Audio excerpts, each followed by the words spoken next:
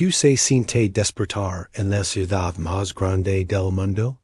¿Qué pasa por tu mente cuando abres los ojos? ¿Why no sabes si es cierto último día? Hoy vamos a llevarte a un lugar que ya no existe.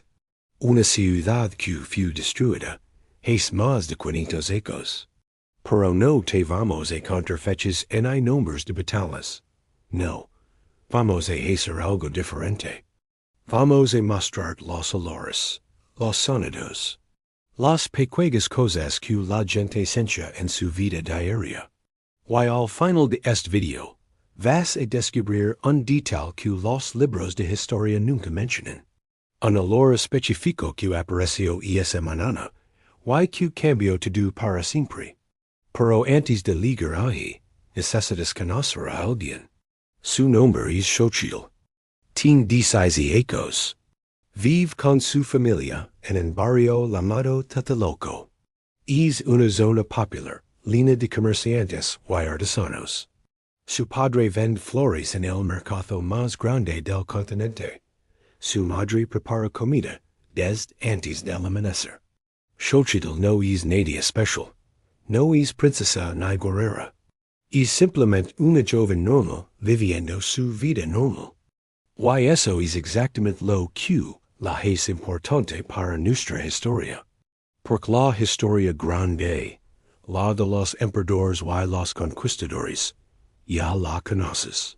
Pero la historia pequeña, la de la gente común, esa casi nunca se cuenta. Hoy vamos a cambiar eso. Es mayo de 1521.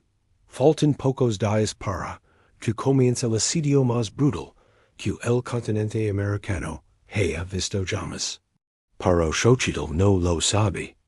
Nadie lo sabe todavía.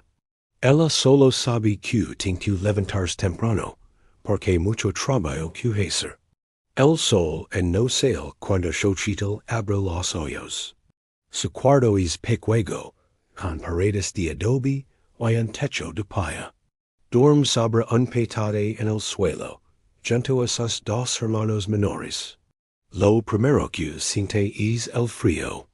Tenochtitlan está construida sobre una laguna, y el aire húmedo de la madrugada entra por todas partes. Es un frío que se mete en los huesos.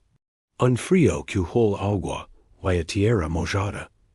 Xochitl se levanta despacio para no despertar a nadie. Camina hacia la ventana y mira afuera. La ciudad todavía está oscura, pero ya hay movimiento. Ve antorchas moviéndose en la distancia. Escucha el sonido de las canoas deslizándose por los canales. Huele el humo de las proas fogatas incendiándose en las casas vecinas. Este es el ritmo de Tenochtitlan, una ciudad que nunca duerme completamente. Una ciudad que siempre está viva. Pero hoy hay algo diferente. Xochitl no puede explicar qué es.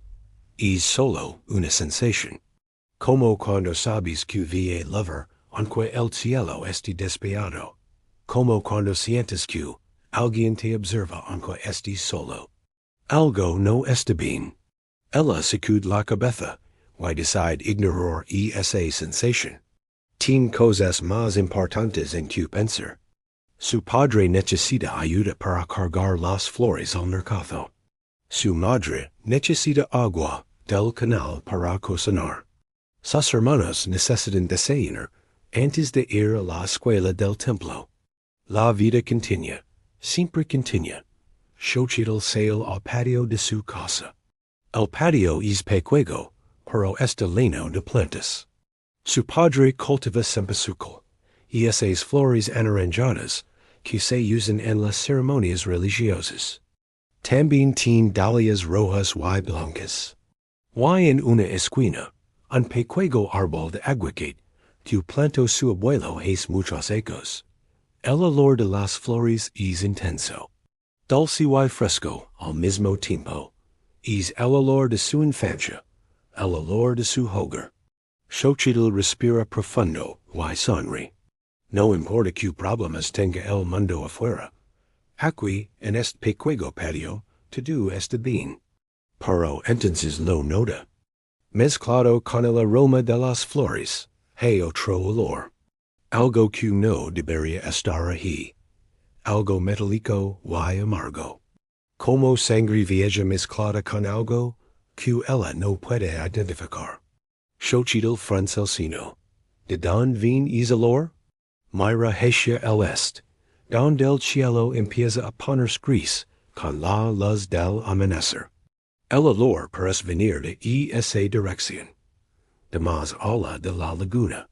De donde estén los extranjeros. Los extranjeros. Todo el mundo en Tenochtitlan habla de ellos últimamente. Lagueran dos ecos en barcos gigantes. Tienen armas que escupen fuego. Montan bestias enormes que nadie había visto antes. Su piel es pálida como la ceniza, y sus barbas son del color del maíz maduro. Al principio, muchos pensaron que eran dioses. Ahora ya nadie piensa eso. Ahora todos saben que son hombres. Hombres peligrosos que quieren algo. Nadie está seguro de que exactamente, pero todos sienten el peligro. El emperador anterior, Moctezuma, intentó negociar con ellos. Les dio oro. Les dio regalos. Les dio hospedad en el Palacio Real. Y miren cómo terminó eso. Moctezuma está muerto. Algunos dicen que lo mataron los extranjeros. Otros dicen que lo mató su propia gente por ser tan débil. La verdad es que nadie sabe exactamente qué pasó. Lo que sí saben es que ahora hay un nuevo emperador. Se llama Cuauhtémoc. Es joven y valiente. Y ha prometido que los extranjeros nunca conquistaran Tenochtitlan. Xochitl quiere. Todos quieren cruel. Pero es el extrago que viene del est. Es difícil mantener la esperanza. La madre de Xochitl sale de la casa cargando una olla de barro. Tiene los ojos cansados, pero sonríe al ver a su hija despierta tan temprano. Le dice que vaya a buscar agua, mientras ella prepara el fuego. Hoy van a hacer tamales especiales, porque es día de mercado, y necesitan algo sustancioso para aguantar todo el día. Xochitl asiente y toma un cantaro de cerámica. Camina hacia el canal más cercano, que está solo unos pasos de su casa. Esa es una de las cosas más increíbles de Tenochtitlan. Los canales están por todas partes. Son como cables de agua que conectan toda la ciudad. Cuando era niña, Xochitl pensaba que vivía en un lugar mágico. Una ciudad que flotaba sobre el agua como un sueño. Sus padres le contaban historias de cómo sus antepasados construyeron todo esto desde cero. Cómo llegaron a este valle sin nada y crearon el imperio más poderoso del mundo. Ella se siente orgullosa de ser México. Todavía se siente orgullosa. Pero últimamente es orgullo bien mezclado con miedo. El sol apenas despunta en el horizonte y tiñe el cielo de naranja. Xochitl se arrodilla a la orilla del canal, el agua tan clara que puede contar los peces que nadan tranquilos. De repente, un sonido seco, metálico, retumba desde el este. No es un trueno, es algo más, algo que le eriza la piel con una extraña premonición. Horas después, bajo un sol radiante, ella y su padre caminan con los hombros cargados de flores. El aroma dulce los acompaña en su viaje al corazón del mundo. El gran mercado de Tlatelolco. Es un torbellino de vida. Miles de personas. Colores vibrantes en las telas, el olor a copal mezclado con el de la comida, el clamor de los animales. En medio de esa multitud, el rostro de Xochitl es un reflejo de esa belleza tensa, la de un imperio magnífico que, sin saberlo, está viviendo su último amanecer. Gracias por acompañarnos en este viaje. Si te gustó, dale like y suscríbete. Xochitl baja la mirada cuando pasa por esa sección. No le gusta ver a la gente siendo vendida como mercancía. Sabe que es parte de su cultura, que siempre ha sido así, pero eso no significa que le guste. Su padre le ha dicho que muchos de esos esclavos son prisioneros de guerra, Quis mayor este vivo como esclavo que muerto en el campo de batalla. Pero Xochitl no está tan seguro. Ella no dice nada. Solo camina más rápido. Finalmente llegan a la zona de Flores. Este es su territorio. Su padre tiene un puesto aquí dest hochi más de 20 acres. Conoce a todos los otros vendedores. Conoce a los mayores clientes. Conoce los secretos pero montan a las flores frescas todo el día bajo el sol.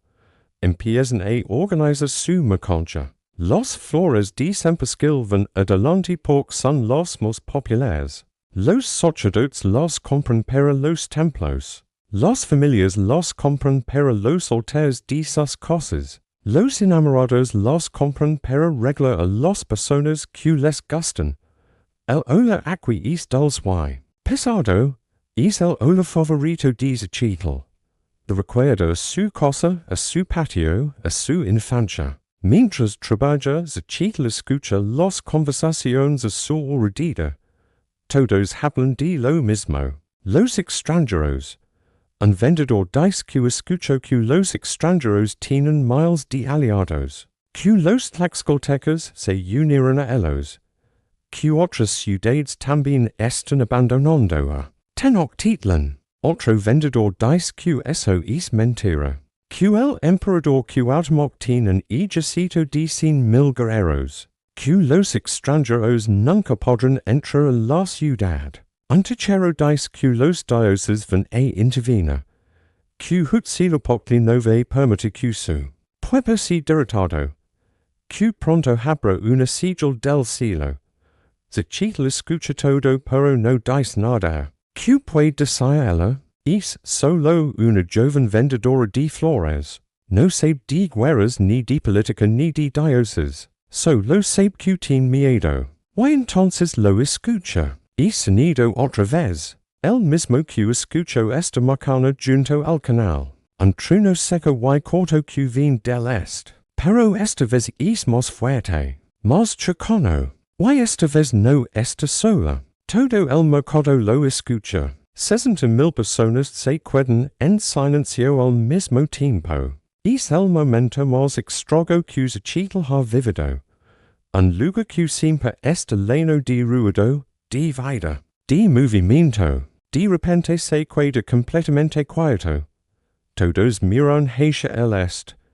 Todos esperan. ¿Why entonces? Liga otro sonido. ¿Why otro? ¿Why otro más? No es un trueno. Los truenos no suenan así. Los truenos no vienen en secuencia como pasos de un gigante caminando hacia ti. El padre de Xochitl la toma del brazo. Su cara está pálida. Sus ojos están abiertos de par en par. El sabe que ese sonido. Hace 2 años, cuando los extranjeros llegaron por primera vez, él estaba en el palacio entregando flores. Vio sus amas. Vio lo que podían hacer. Nunca se lo contó a su hija porque no quería asustarla. Pero ahora no tiene opción. Le dice una sola palabra en voz baja. Cocones. Xochitl no entiende qué significa esa palabra. Nunca la ha escuchado antes. Pero entiende perfectamente la expresión en la cara de su padre. Es terraporo. El mercado empieza a moverse otra vez. Pero ya no es el movimiento normal del comercio. Es el movimiento del pánico controlado. Gente recogiendo sus cosas. Gente buscando a sus familiares. Gente mirando hacia las salidas. Nadie corre todavía. Pero todos quieren hacerlo. El sonido de los cocones sigue llegando desde el este. Cada explosión es un poco más fuerte que la anterior. Cada explosión está un poco más cerca. Xochitl mira las flores en su puesto. El Sempasquil anaranjado brilla bajo el sol de mediodía. Es tan hermoso, tan pacífico, tan normal. ¿Cómo puede existir tanta belleza y tanto terror en él? Mismo momento, ella no tiene respuesta.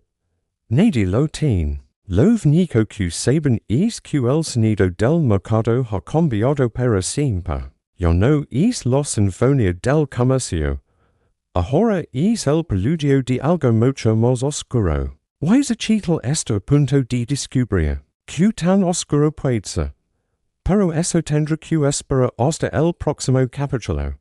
Por lo que vin después es algo que ni siquiera ella podría imaginar. Que es peor que escuchar el sonido de la guerra segundos? Que es más aterrador que saber que un enemigo vin por ti? La respuesta es simple. Lo peor es cuando el enemigo ya está dentro. Cuando ya está en tu casa, en tu familia, en tu propia sangre. Hoy vamos a hablar del enemigo invisible que estaba destruyendo Tenochtitlan. Mucho antes de que llegaran los cacones. Un enemigo que nadie podía ver. Un enemigo que nadie podía detener. Hoy vamos a descubrir por qué Xochitl notó algo extraño en su madre esa noche. Algo que cambiaría todo. Pero primero, vamos a regresar a donde llamamos nuestra historia. El mercado será temprano es día. Nadie lo anuncia oficialmente. No hubo ningún mensajero gritando órdenes. Simplemente pasó. Poco a poco, los vendedores empezaron a recoger sus cosas. Los compradores empezaron a irse sus cosas. El ruido fue disminuyendo hasta convertirse en silencio.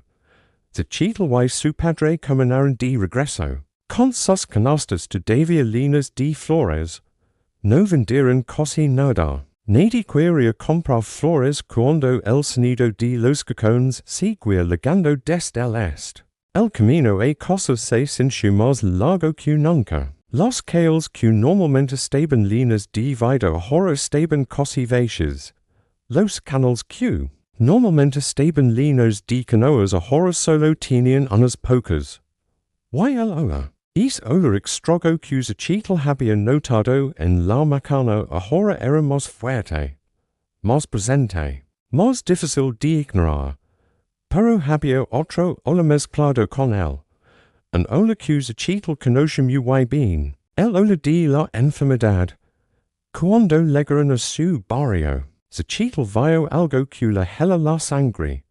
Había una marca en la puerta de la casa de sus vecinos. Una marca roja hecha con pintura. Era la sigil que los sacerdotes usaban para indicar que alguien en esa casa estaba enfermo. Muy enfermo. Xochitl mira a su padre. Su padre no dijo nada. Solo caminó más rápido hacia su propia casa. Cuando entraron, la madre de Xochitl estaba sentada junto al fuego preparando la cena. Sus hermanos jugaban en el patio. Todo parecía normal. Pero Xochitl notó algo. Su madre estaba más pálida de lo normal. Sus movimientos eran más lentos. Why divas en cuando tosía? Una tos seca y corta. Xochitl sintió que el corazón se le detenía por un segundo. Conoce esa tos. La había escuchado antes. En los vecinos que ya no estaban. La enfermedad había llegado a Tenochtitlan hace casi 2 años. Poco después de que llegaron los extranjeros. Al principio nadie sabía que era.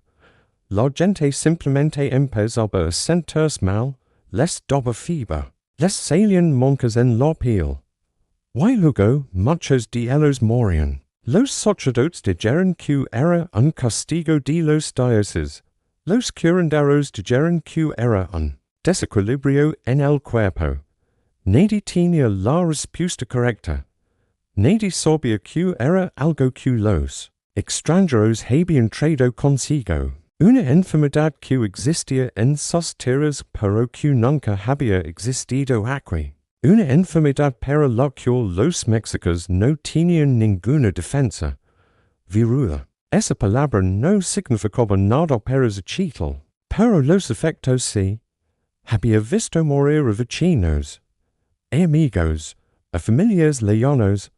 Había visto Kales entras quedaveces por todos los que vivían o habían informado. Y ahora su madre tosía. Xochitl quería decir algo. Quería preguntarle a su madre si se sentía bien. Quería abrazarla y decir que todo iba a estar bien. Pero no pudo. Los palabras se la quedaron atrapados en la garganta. Su padre también lo notó. Zacitl vio como sus ojos se oscurecieron cuando escuchó latos de su esposa. Pero él tampoco dijo nada. Solo se sentó cena como si todo fuera normal. Porque eso es lo que hacían las familias en Tenochtitlan en esos días.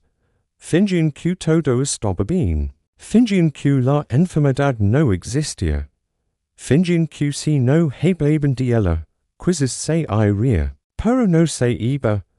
Nunca se iba. La cena fue silenciosa esa noche. Normalmente, la familia de Zacitl hablaba mucho durante las comidas. Su padre contaba historias del mercado.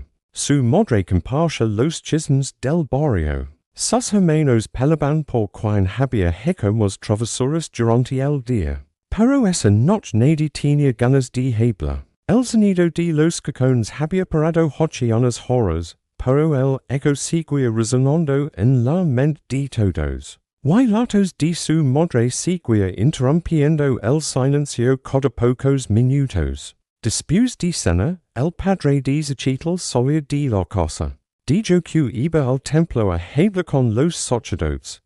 Que quería saber qué estaba pasando. Que quería saber si había noticias del emperador. Zacitl quiso ir con él, pero su padre le dijo que no. Le dijo que se cuidara a su madre. Y a sus hermanos. Que él volvería pronto. Así que Zacitl se quedó. Ayudó a su madre a limpiar después de la cena. Ayudó a sus hermanos a prepararse para dormir. Hizo todas las cosas normales que hacía cada noche. Pero nada se sentía normal. Mientras sus hermanos dormían, Zacitl se sentó junto a su madre.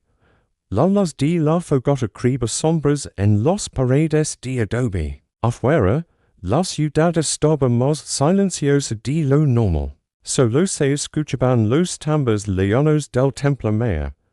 Su madre le tomó la mano. Tenía la piel caliente. Demasiado caliente. Fiebre. Zacitl sintió que los ojos se le llenaban de lágrimas. Pero no dijo que querían. Tenía que ser fuerte. Tenía que ser valiente. Tenía que ser la que. Su madre necesitaba. Su madre le sonrió. Le dijo que no se preocupara.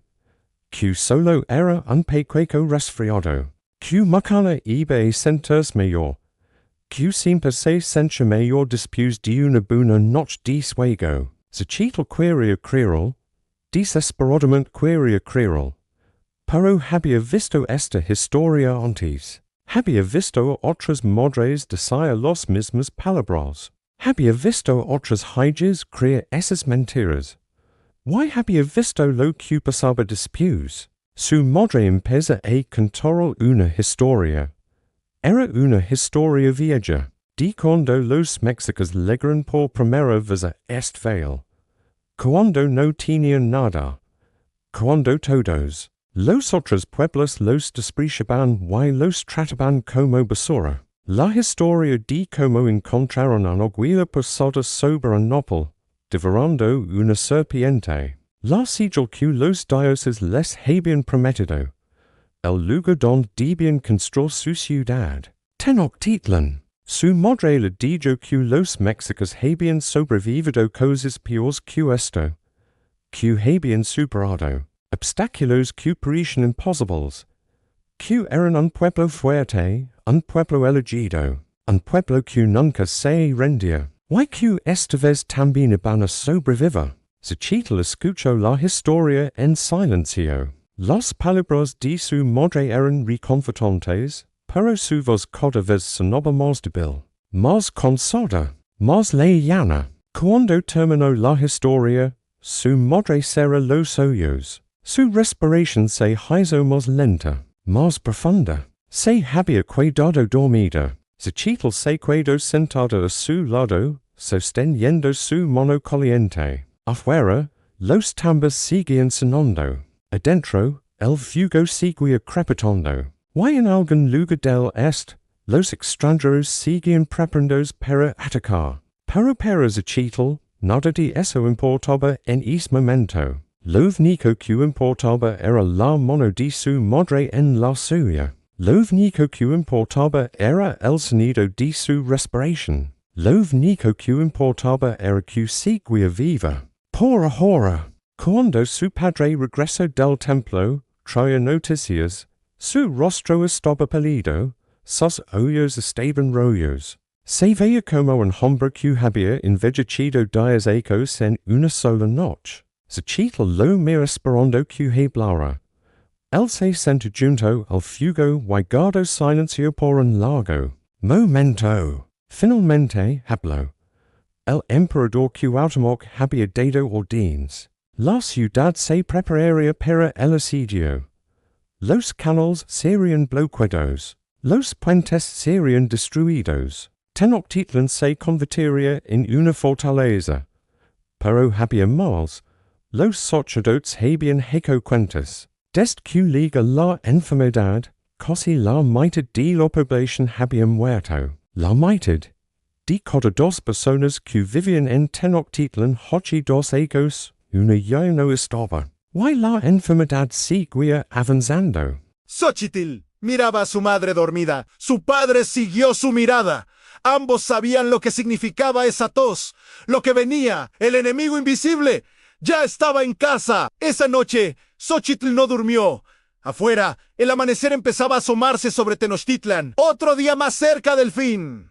La madre de Xochitl empeoró. La fiebre subió y las manchas rojas, la marca de la enfermedad, aparecieron en sus brazos. Su padre trajo un curandero, un hombre viejo que olía a hierbas y copal. Preparó bebidas, hizo oraciones, pero en sus ojos, Xochitl vio duda.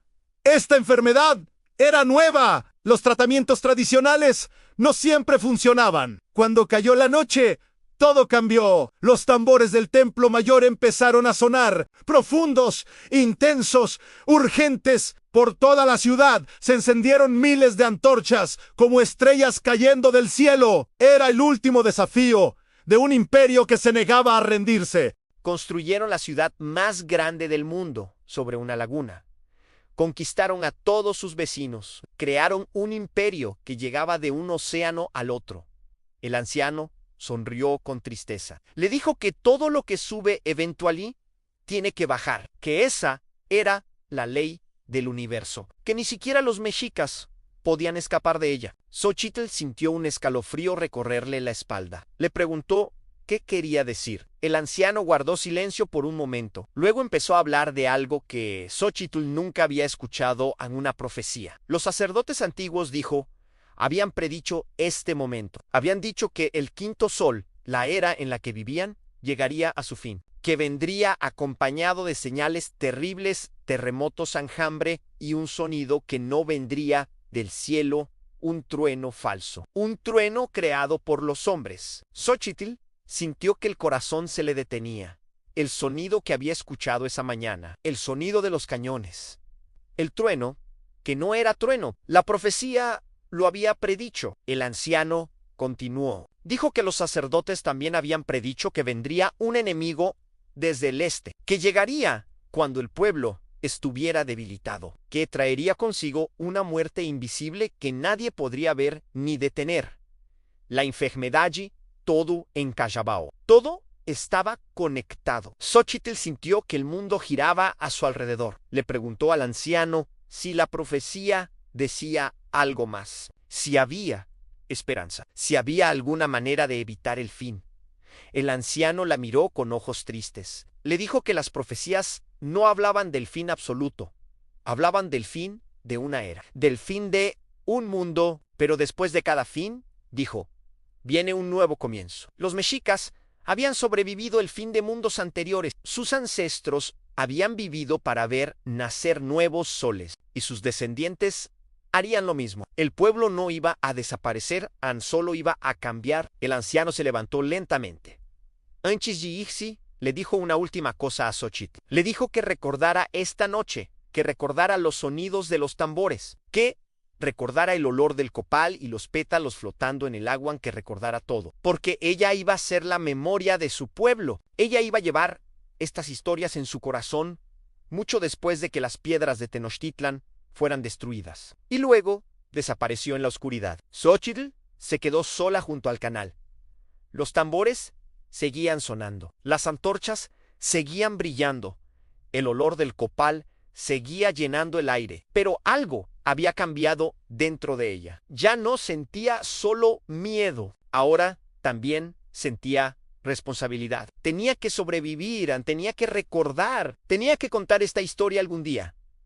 Caminó de regreso a su casa con paso firme. Su madre la necesitaba, su familia la necesitaba, su pueblo la necesitaba, y ella no iba a fallarles. No esta Nauchi, no nunca, pero lo que vendría con el amanecer pondría a prueba esa promesa de maneras que ella ni siquiera podía imaginar, porque el sol que estaba a punto de salir traería consigo algo mucho peor que profecías traería la realidad. ¿Cuántos segundos pasan entre el último momento de paz y el primero de guerra? ¿Cuántos latidos del corazón separan el mundo que conoces del mundo que viene? Hoy vas a descubrir la respuesta. Hoy vamos a vivir juntos el amanecer que cambió la historia de un continente entero. El momento exacto en que todo terminó y todo comenzó al mismo tiempo, y vas a entender por qué un simple olor a tortillas quemadas se convirtió en el recuerdo más importante de la vida de Xochitl. Pero primero vamos a regresar a esa madrugada. Xochitl no había dormido en toda la noche. Se quedó sentada junto a su madre, sosteniendo su mano, escuchando su respiración irregular. Cada vez que su madre tosía, Xochitl sentía que algo se rompía dentro de ella. Pero su madre seguía viva. Eso era lo único que importaba. Las horas pasaron lentamente en la oscuridad. Los tambores del templo mayor no pararon ni un solo momento. El olor del copal seguía llegando desde todas direcciones, y de vez en cuando el sonido lejano de voces gritando órdenes rompía el silencio. La ciudad se estaba preparando. Xochitl podía sentirlo. Era como si Tenochtitlan entera fuera un animal gigante despertándose, estirando sus músculos, preparándose para pelear. Cuando el cielo empezó a ponerse gris, Xochitl supo que había llegado el momento. Se levantó despacio para no despertar a su madre. Caminó hacia la escalera que llevaba a la azotea de su casa. Era una escalera de piedra, gastada por los pies de generaciones de su familia. Subió los escalones uno por uno, sintiendo el frío de la piedra bajo sus pies descalzos. Cuando llegó arriba, se quedó sin aliento, no por el cansancio. Por la vista, Tenochtitlan se extendía frente a ella como nunca la había visto antes. Las primeras luces del amanecer estaban tocando las cimas de las montañas. Al este, el cielo se estaba pintando de colores que no tenían nombre: en naranja, en rosa, en oro, en púrpura, y debajo de ese cielo imposible, la ciudad más grande del mundo esperaba. Los templos se veían como montañas oscuras contra el cielo brillante. Los canales reflejaban los colores del amanecer como espejos de agua. El humo de miles de fogatas subía en columnas delgadas hacia las nubes. Era hermoso. Era el mismo amanecer que Xochitl había visto miles de veces desde esta misma azotea. Pero hoy se veía diferente. Hoy se veía como una despedida. Xochitl se sentó en el borde de la azotea, dejando que sus piernas colgaran sobre el vacío. Respiró profundo en el aire. Olía a tantas cosas: a copal quemado de los templos, a flores de los jardines flotantes, a agua de la laguna, a tortillas cocinándose en las casas vecinas. Ese último olor la hizo sonreír. Era su madre. A pesar de la fiebre a pesar de la tos a pesar de todo, su madre se había levantado para preparar el desayuno, porque eso es lo que las madres hacen, porque la vida continúa incluso cuando el mundo se está acabando.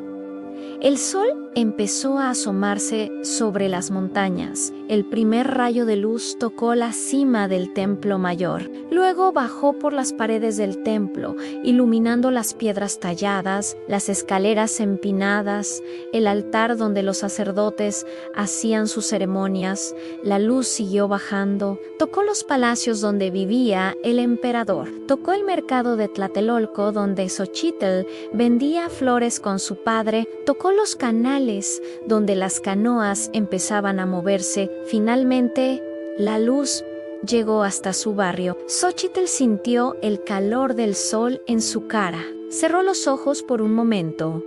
Trató de guardar esta sensación en su memoria. El calor en la paz, en la belleza, todo junto, en un solo instante perfecto. Pero la perfección nunca dura. Cuando abrió los ojos, vio algo en el horizonte. Al principio pensó que eran nubes bajas sobre la laguna, pero las nubes no se mueven así. Las nubes no tienen forma de puntos oscuros acercándose en línea recta. Eran canoas, cientos de canoas. Venían desde el este, donde la laguna se conectaba con tierra firme. Venían en formación como una bandada de pájaros negros volando sobre el agua. Xochitl sintió que el corazón se le aceleraba. Sabía quiénes estaban en esas canoas, a los tlaxcaltecas, los aliados de los extranjeros, el pueblo que había odiado a los mexicas durante generaciones, el pueblo que finalmente había encontrado la oportunidad perfecta para vengarse, y detrás de las canoas, en la orilla lejana, había algo más, algo que brillaba bajo el sol naciente en metal a los españoles. Xochitl podía ver sus armaduras reflejando la luz, podía ver sus banderas moviéndose con el viento, podía ver los caballos, esas bestias enormes que ningún mexica había visto antes de su llegada, y podía ver algo más, los cañones, las armas que hacían el sonido de trueno, las armas que habían aterrorizado a toda la ciudad, las armas que estaban a punto de disparar. Xochitl quiso gritar una advertencia, quiso bajar corriendo las escaleras y despertar a su familia, quiso hacer algo, cualquier cosa, para detener lo que estaba a punto de pasar. Pero antes de que pudiera moverse, el sonido llegó, el primer cañonazo del asedio de Tenochtitlan. Fue como si el cielo se partiera en dos. El sonido golpeó los oídos de Xochitl con tanta fuerza que sintió que perdía el equilibrio. Tuvo que agarrarse del borde de la azotea para no caer, y luego vino otro cañonazo y otro más. La ciudad entera tembló. Los pájaros salieron volando de todos los árboles al mismo tiempo, llenando el cielo de alas desesperadas. Los perros empezaron a ladrar. Los bebés empezaron a llorar. Las voces de miles de personas se mezclaron en un grito colectivo. El asedio había comenzado. Xochitl bajó corriendo las escaleras. Casi se cae 2 veces, pero no le importó. Tenía que llegar con su familia, tenía que asegurarse de que estaban bien. Cuando entró a la casa, vio a su madre de pie junto al comal.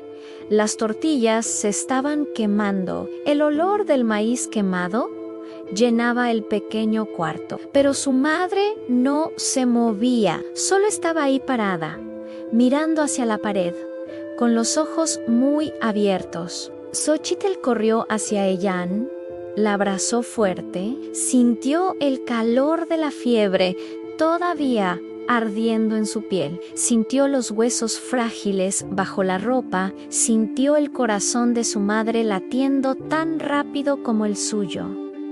Su padre entró corriendo desde el patio, sus hermanos bajaron llorando desde donde dormían. La familia entera se juntó en el centro de la habitación, abrazándose, temblando, escuchando el sonido de los cañones que seguía llegando desde afuera.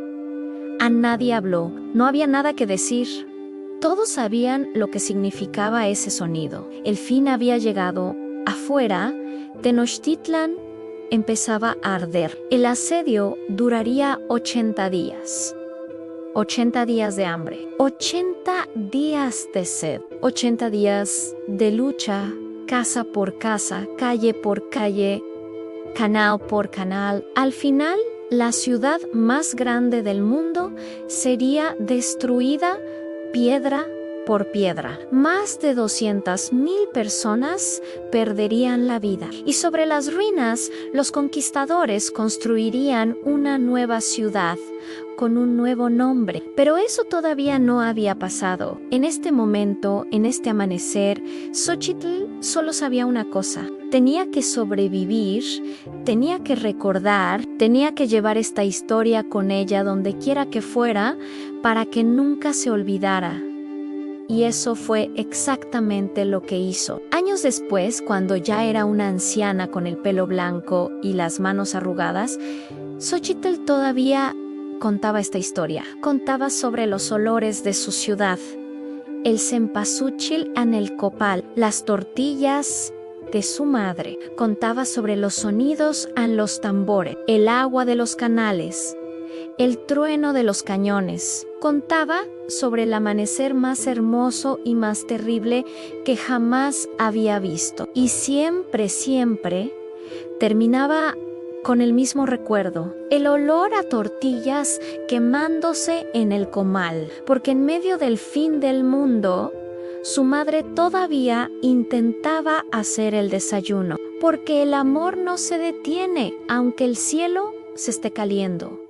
Porque eso es lo que significa ser humano. Seguir adelante, seguir recordando, seguir viviendo, hasta que no se puede más. Y luego pasar las historias a la siguiente generación, para que nunca se olvide, para que siempre se recuerde, Tenochtitlan ya no existe. Pero sus historias siguen vivas en la Ciudad de México, bajo el concreto, bajo el ruido, esperando ser escuchadas, esperando ser contadas, como oyen aquí contigo.